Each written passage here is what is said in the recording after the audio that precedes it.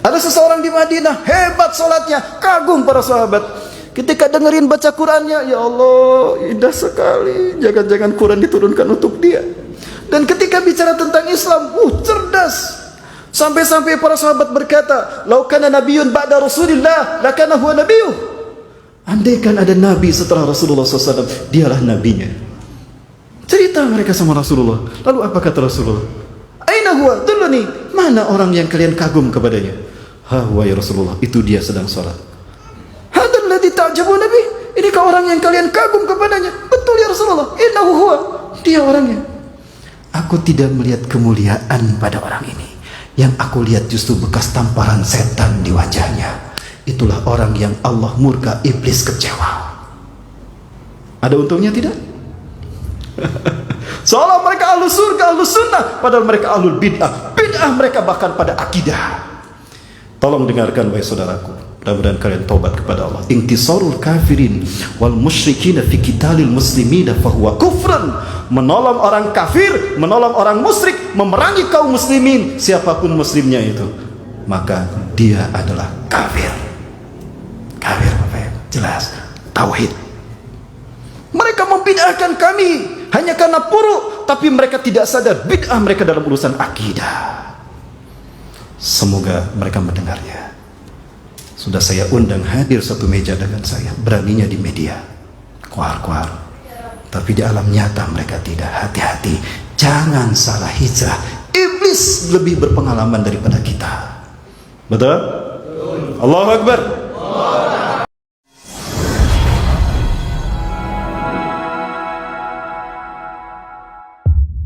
Apakah mereka tidak melihat perkataan ulama salaf? Seorang ulama salaf dalam kitabnya mengatakan, Abu Ali Ad-Daqqaqah rahimahullah, dia ulama salaf, dia mengatakan, "Man sakata anil haqqi fahuwa syaitanun ahras." Siapa yang diam saja ketika kebenaran dinistakan, Al-Quran diinjak-injak, Nabi dan ulama-ulama penerus para nabi, bahkan cucu nabinya dihinakan, dia diam saja. Dialah setan besok, kata Rasulullah. Hati-hati.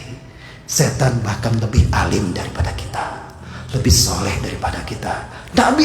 Nabi Adam aja tertipu, apalagi kita. Jangan kagum sama mereka, hati-hati. Boleh saya sampaikan sesuatu? Di Pekanbaru ini besar perkembangannya. Boleh saya sebutkan? Nah, ini kata Rasulullah SAW. Sayakhruju fi akhir zaman, akan muncul di akhir zaman nanti kaumun, satu kelompok, satu kaum, tahkiruna salatakum ma'a salatihim. Kalian akan kagum dengan salat mereka. Hebat ketika mereka salat. Wa tahkiruna qira'atakum ma'a qira'atihim. Kagum kalian akan meremehkan bacaan Quran kalian dibandingkan bacaan Quran mereka. Seolah-olah Quran turun untuk mereka. Seolah-olah mereka lah pemilik sunnah, yang lain ahlul bid'ah. Wa tahkiruna amalukum ma'amalihim. Kalian akan meremehkan amal kalian dibandingkan dengan amal mereka. Kagum kita sama mereka. Tapi apa kata Rasulullah? Hum yamruquna minad din kama yamruqu as-sahmu minal riyatih. Mereka lepas dari Islam seperti anak panah yang lepas dari busurnya. Kalau anak panah lepas dari busurnya, balik lagi tidak? Mereka lepas dari Islam seperti anak panah, berarti mereka tidak balik lagi ke dalam Islam. Hati-hati. Di zaman Rasulullah orang seperti ini ada. Ada seseorang di Madinah, hebat sholatnya, kagum para sahabat.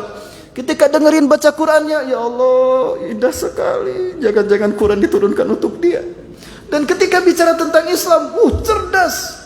Sampai-sampai para sahabat berkata, "Lau kana nabiyyun ba'da Rasulillah, lakana huwa nabiyuh." Andaikan ada nabi setelah Rasulullah SAW, dialah nabinya. Cerita mereka sama Rasulullah. Lalu apa kata Rasulullah? "Aina huwa? Dulluni." Mana orang yang kalian kagum kepadanya?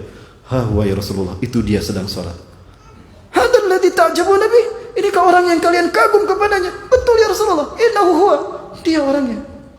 Aku tidak melihat kemuliaan pada orang ini. Yang aku lihat justru bekas tamparan setan di wajahnya. Itulah orang yang Allah murka, iblis kecewa.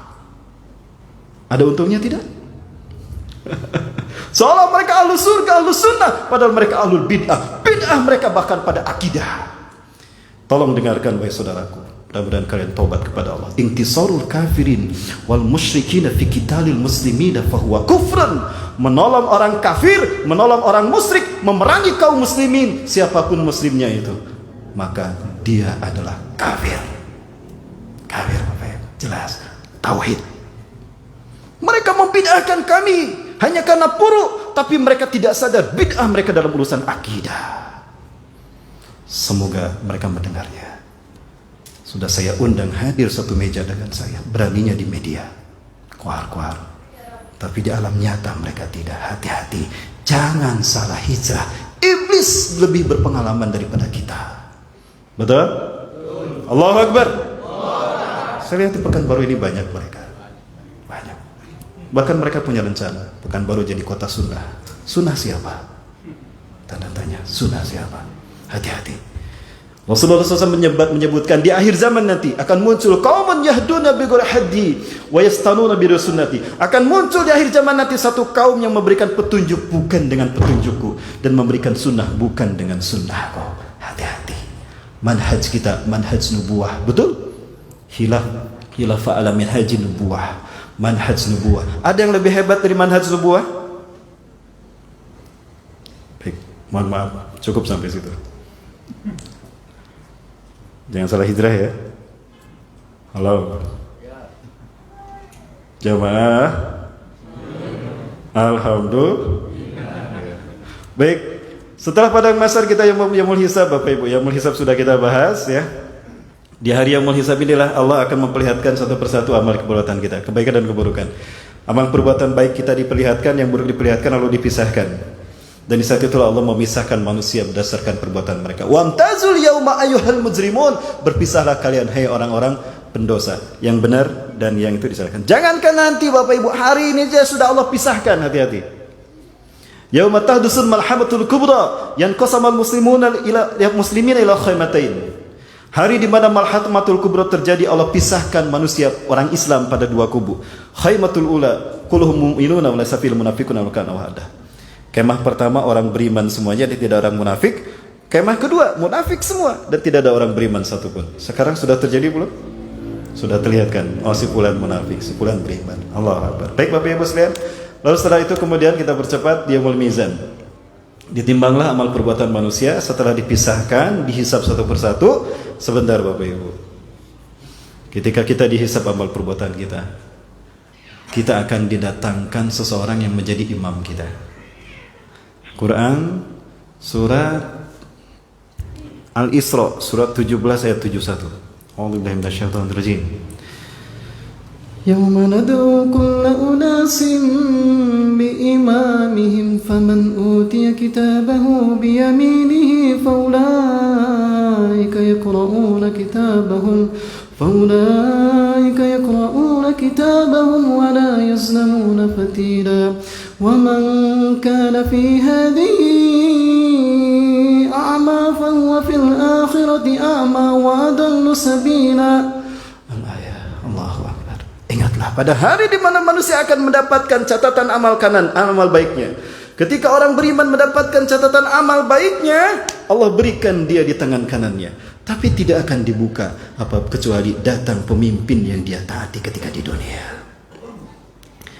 Pada hari di mana kami kumpulkan setiap manusia dengan pemimpin mereka, satu orang pemimpinnya untuk satu kaum. Pertanyaan saya, ketika amal perbuatan kita dibuka dan dihisab, siapa pemimpin yang akan dihadirkan Allah?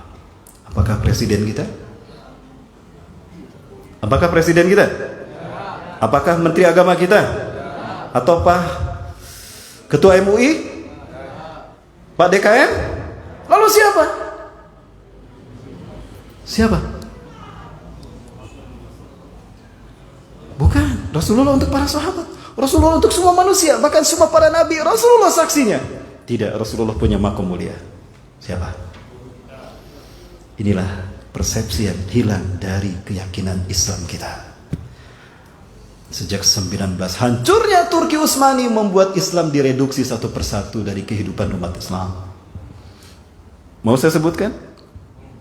Kalau saya sebutkan, mau ditaati? Mau ya? Yang jawab sedikit ya.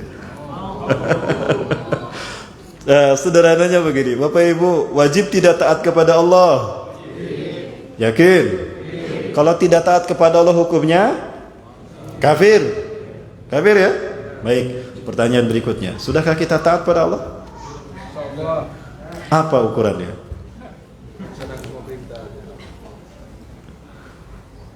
Bapak Ibu, ukuran ketaatan kita kepada Allah, Quran, surat An-Nisa ayat ke-80. A'udzubillahi minasyaitonir rajim. May yuti Rasul faqad ata'a Allah.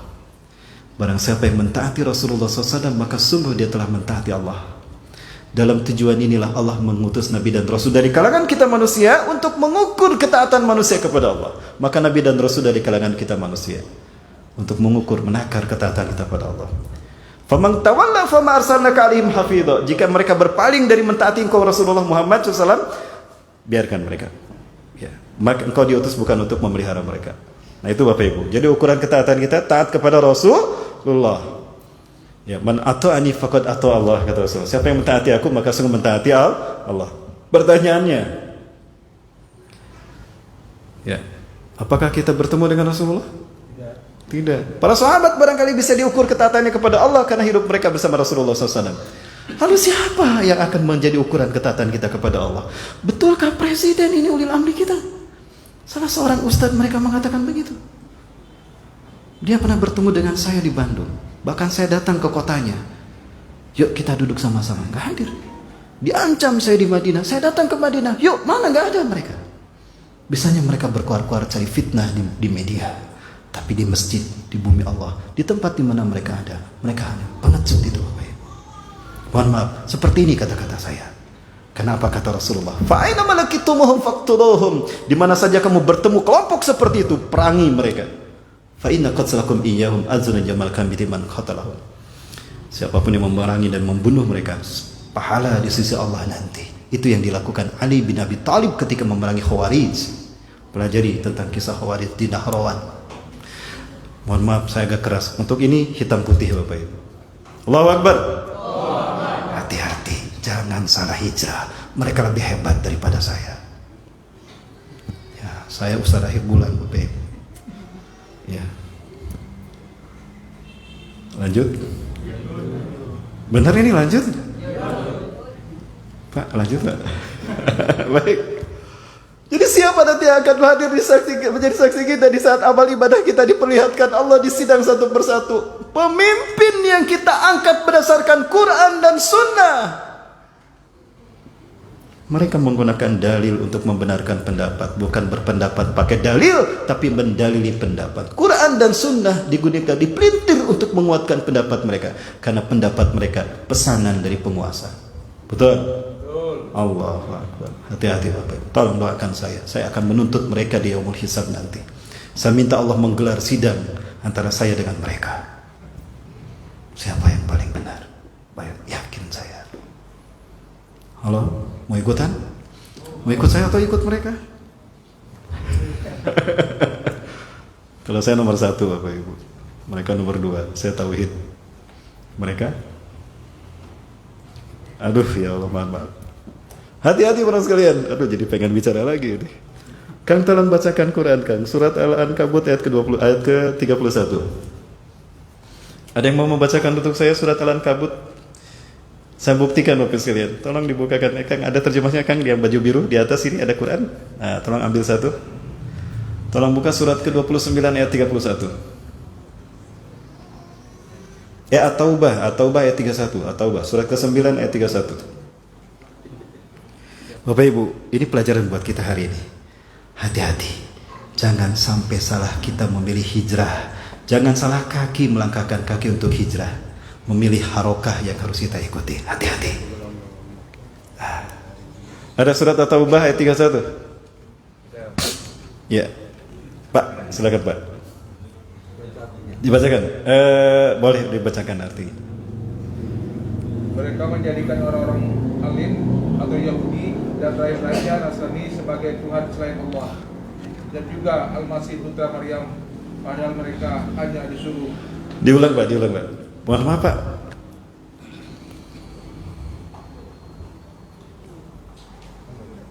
Udah nyala tadi Pak. Udah. Mereka menjadikan orang-orang alim atau Yahudi dan rahib-rahibnya Nasrani sebagai Tuhan selain Allah, dan juga Al-Masih putra Maryam, padahal mereka hanya disuruh menyembah Tuhan yang Maha Esa.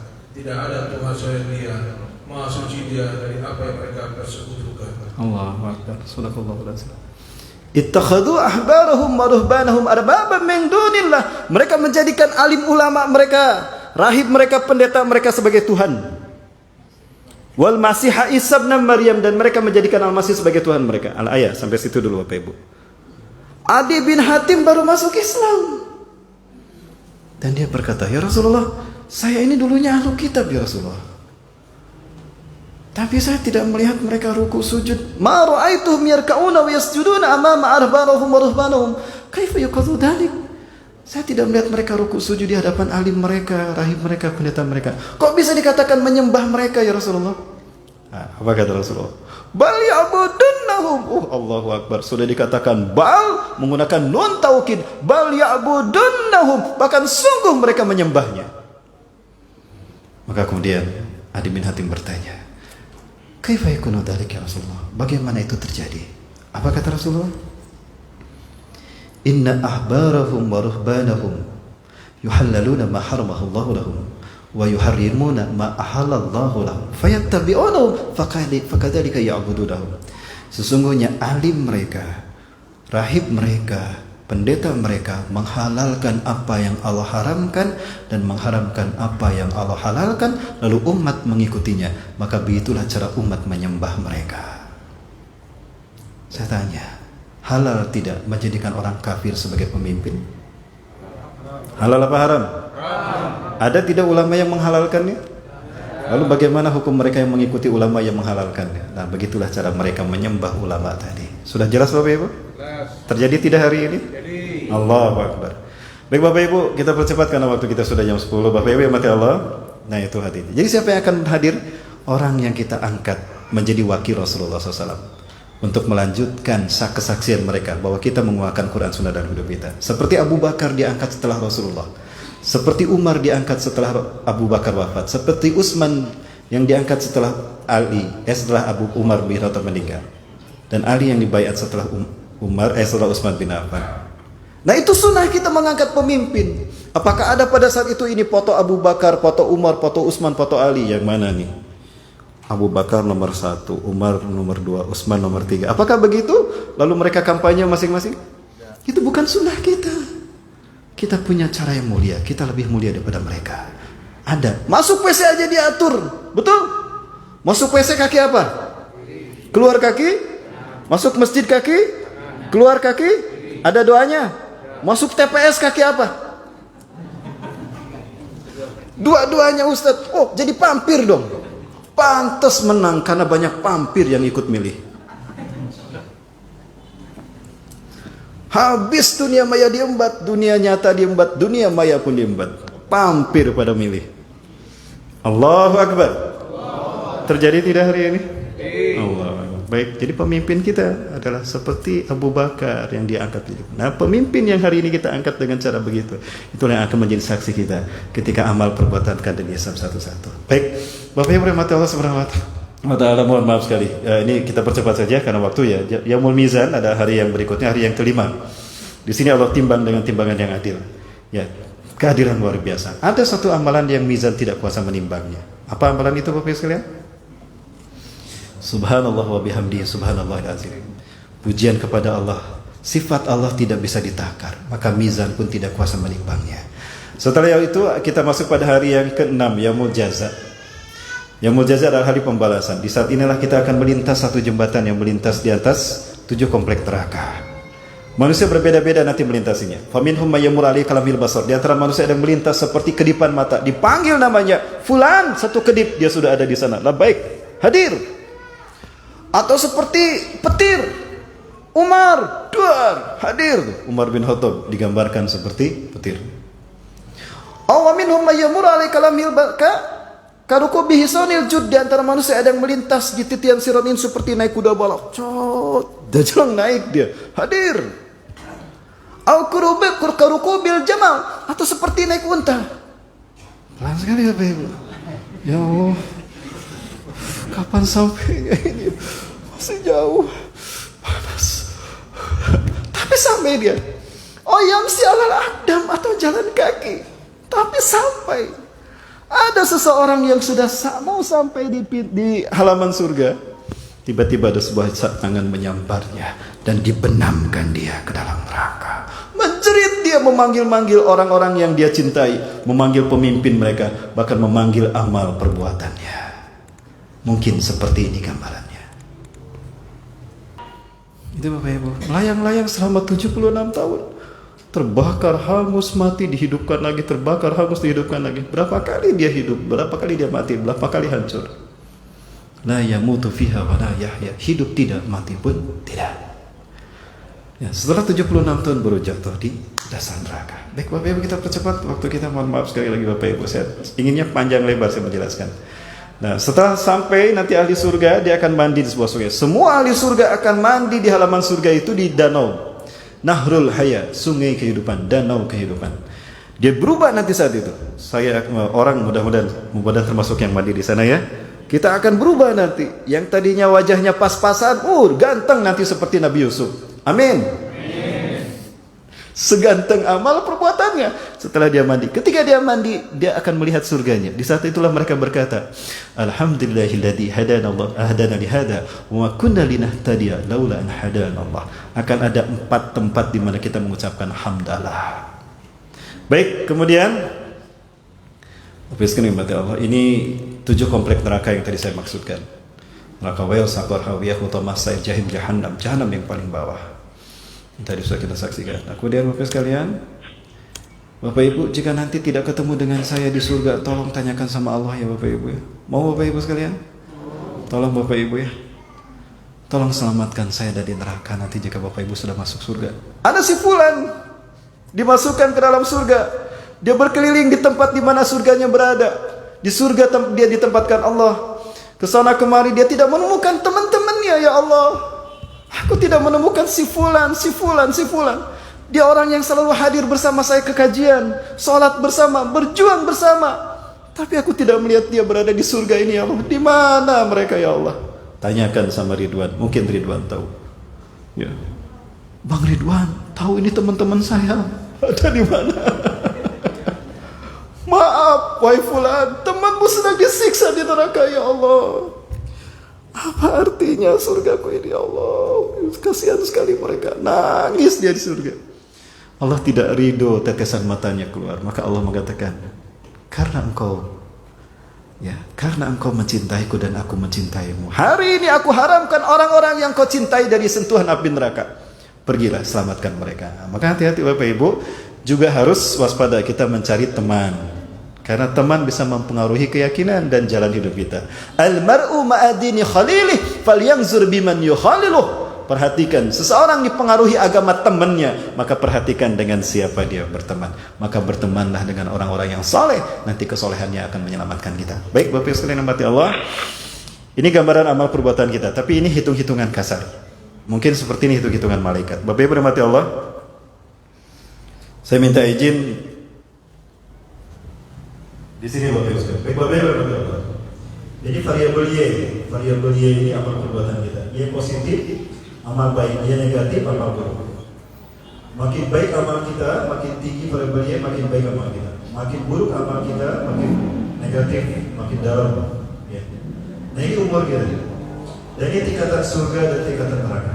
Dari surga paling atas, dari neraka paling atas sampai surga paling bawah. Nama saya ada di neraka Jahannam, Jahim, Sa'ir, sampai Firdaus. Kenapa? Karena setiap manusia punya peluang berbuat baik, berbuat buruk.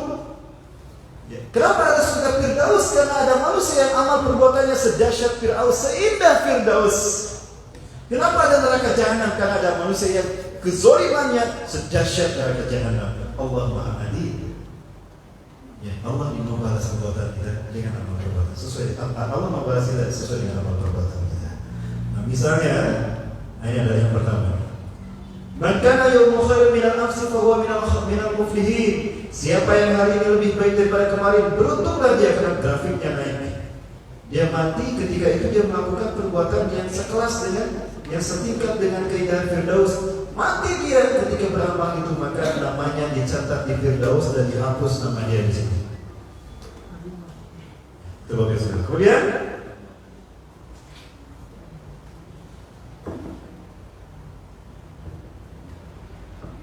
siapa yang hari ini sama dengan kemarin, maka yang mutasawiyan bil amsi fa huwa minal khasirin. Siapa yang hari ini sama dengan hari kemarin, rugi dia.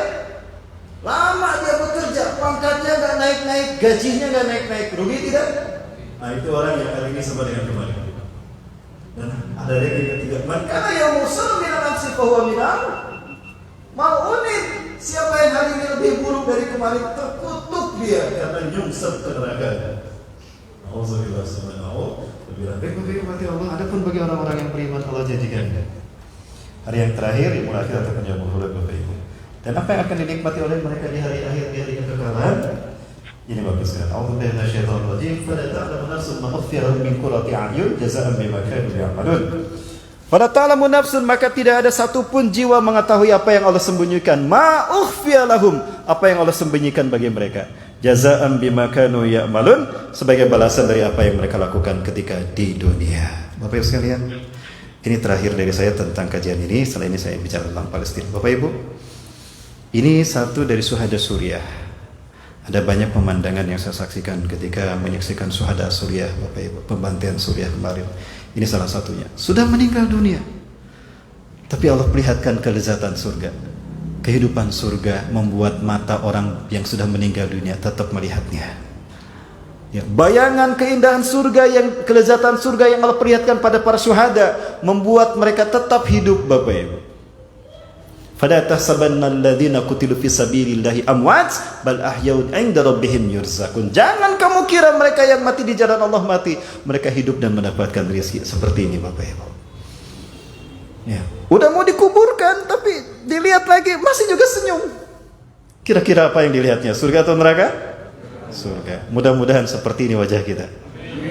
Mau wajah kita seperti ini ketika kita mati? Baik.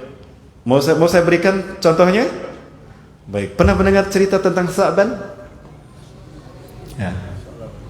Sa'ban.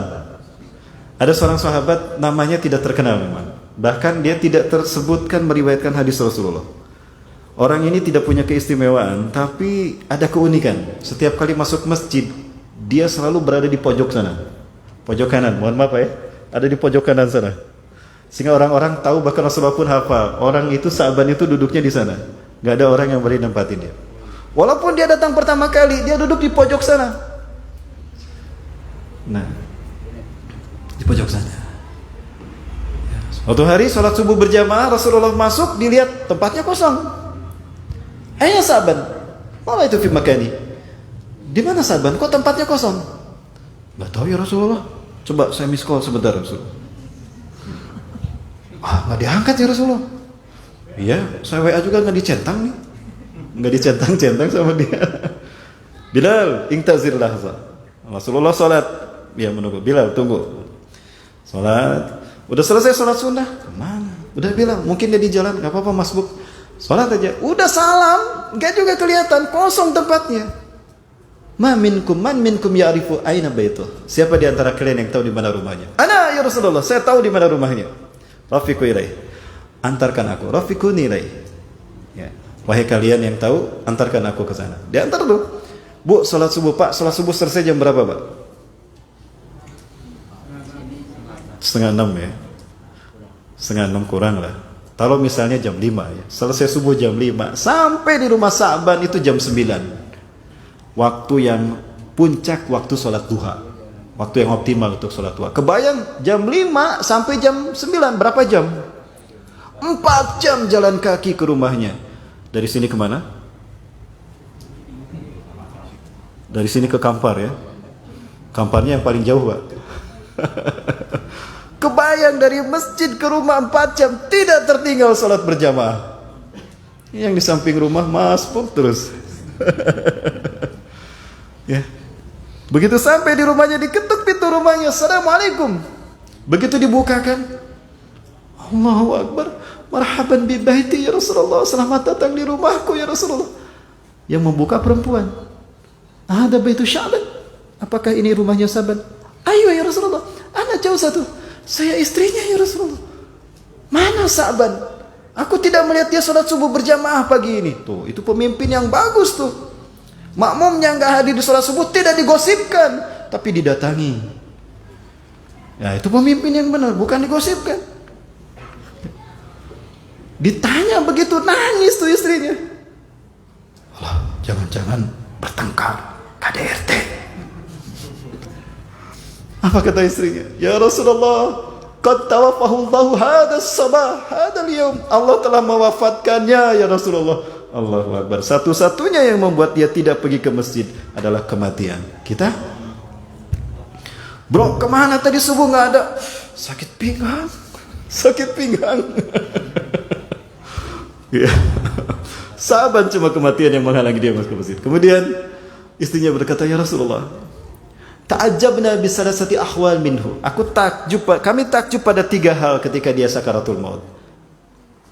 Innahu yakul salasa marah wala nafham ma yakul. Dia mengatakan 3 kali tapi aku tidak faham apa yang dia katakan. Maladhi qal, apa yang dikatakan oleh dia? Dikatakan innahu huwa yakul. Yang pertama dia mengatakan, wah, limadha laysa biba'id. Aduh, kenapa tidak lebih jauh? Yang kedua, aduh, kenapa tidak yang baru? Yang ketiga, aduh, kenapa tidak semua aku berikan?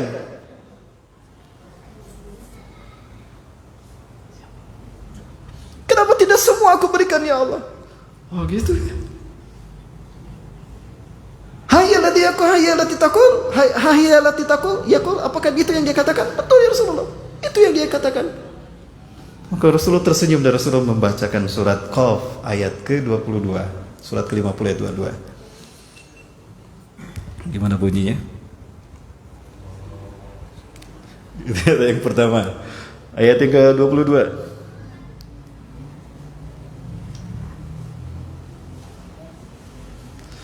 Gimana bunyinya Bapak sekalian? Ayat ke-22. Tolong Mbak bantu saya. Ya Allah. Astagfirullah.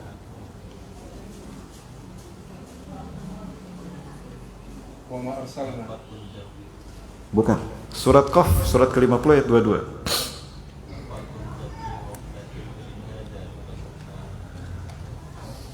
Laqad kunta fi ghaflatin min hadza. Laqad kunta fi ghaflatin min hadza. Sungguh engkau telah lupa kalau kamu akan mati menghadapku, hai manusia. Fakashafna anka gitoak, maka hari ini aku buka semua hijab yang menghalangi pandanganmu dengan akhiratku. Fabasaruka al-yawma hadid, maka hari ini pandanganmu tajam, hei hambaku. Ini Pak, buktinya. Fisiknya masih dunia, tapi Allah buka hijabnya sehingga seperti ini, walaupun sudah mati. Jadi inilah yang dilihat ketika seseorang sakaratul maut, surga atau neraka. Ya. Nah seperti ini. Maka kemudian Rasul berkata, amal ula innama limadha huwa yaqul la wa limadha laisa biba'id min hada. Aduh, yang pertama, kenapa dia mengatakan aduh, kenapa tidak lebih jauh lagi rumahku? Allah berkata, ketika saat ini, ketika dibukakan semua hijabnya, hei Sa'ban, ini ketika sakaratul maut, Allah perlihatkan hal-hal yang membuat dia bangga.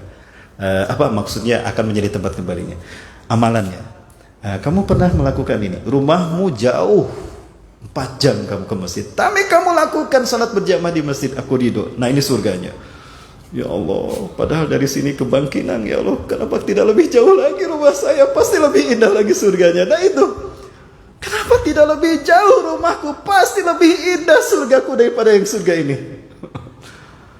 Yang kedua, kenapa dia mengatakan kenapa tidak yang baru yang aku berikan? Para Allah sekalian, ketika dia mau keluar untuk salat subuh berjamaah, salat subuh jam 5 misalnya. Kalau 4 jam sebelumnya jam berapa? Jam 1 mau sholat subuh, jam 1 keluar rumah. Lah kita kalau mau sholat subuh jam berapa ke masjid? Udah qomat baru ke masjid.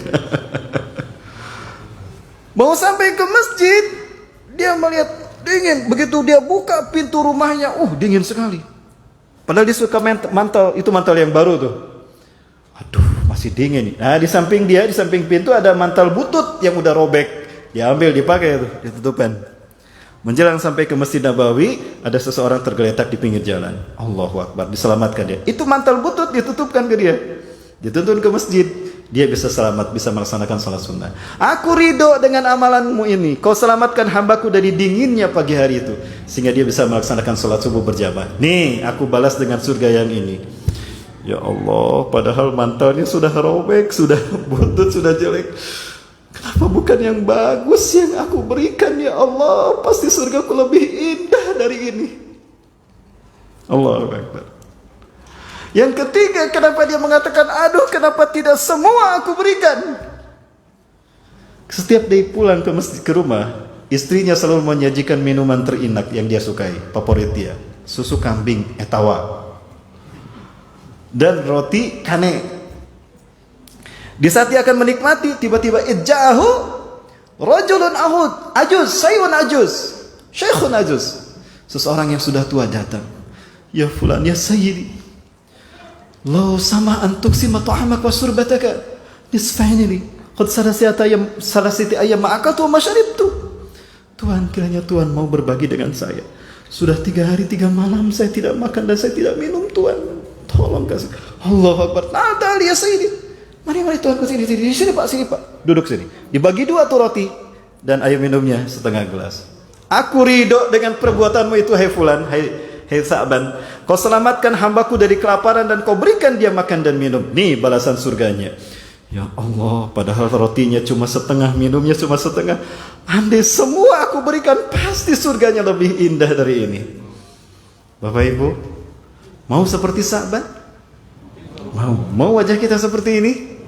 Baik, Bang, silakan Bang. Bersama saya ada majelis, ada komunitas Mari Berbagi Indonesia. Bapak Ibu, kami sangat tertarik dengan hadis Rasulullah SAW. Bapak Ibu rahmati Allah, Bapak Ibu rahmati Allah Subhanahu wa Ta'ala. Yang Bapak Ibu saksikan ini adalah 3 masjid yang ada di muka bumi yang terbaik. Yang pertama Masjidil Haram. Abu Zar Al-Ghifari bertanya kepada Rasulullah SAW, ya Rasulullah, ayu masjidin bunya fil alam awalan. Ya Rasulullah, masjid apakah yang pertama kali dibangun di muka bumi pertama kali? Dan Masjidil Haram. Kenapa dinamakan Masjidil Haram? Karena lurus dengan arah sana. Ka'bah ada di sini dan Ka'bah lurus dengan arah sana. Saya Arabi dalam kitabnya Allah Subhanahu menukilkan hadis qudsi.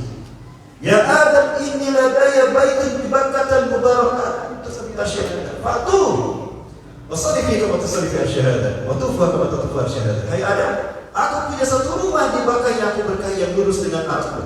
Datangilah, salatlah kamu menghadapnya sebagaimana kau salat menghadap beliau Rasulullah. Tawaflah begini sebagaimana tawaf beliau Rasulullah. Artinya, jika Allah menyatakan Ka'bah lurus dengan aras Allah, maka sucinya aras Allah hadir di kota Mekah. Betul?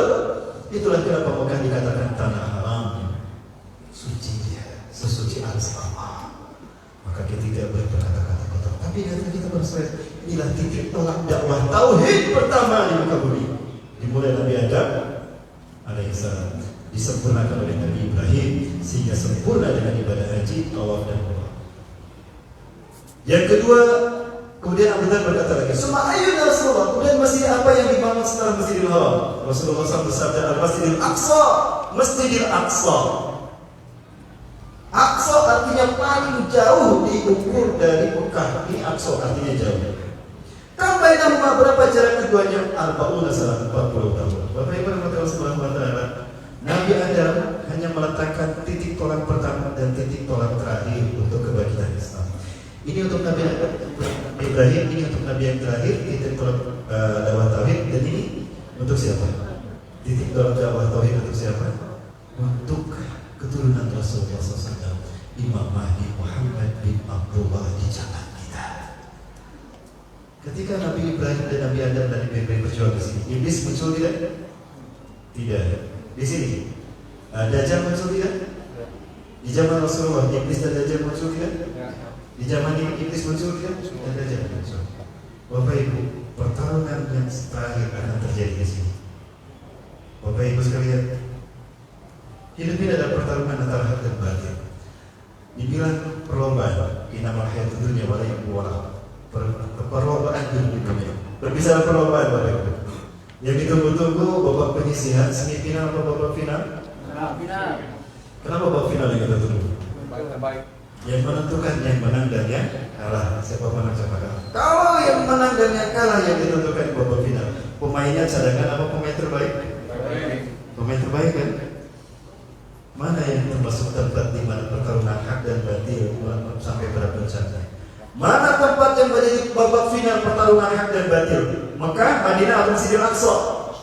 Masjidil Aqsa. Di sinilah tempatnya orang-orang terbaik. Bapak Ibu sekalian, sekarang Palestina mereka telah siap berada di sana. Betapapun mereka dibantai, disiksa, mereka tidak akan pernah meninggalkan Palestina karena mereka tahu itu adalah pertarungan terakhir dan yang bertarung di sana adalah petarung-petarung terbaik di dunia ini, Bapak Ibu. Petarung terbaik di dunia ini. Dan ini saya perlihatkan Bapak Ibu bagaimana kondisi Palestina. Dulu pernah terjadi dan saya yakin sampai sekarang pun ini masih berlangsung. Kenapa demikian? Ada satu bangsa yang ingin mengambil alih Palestina.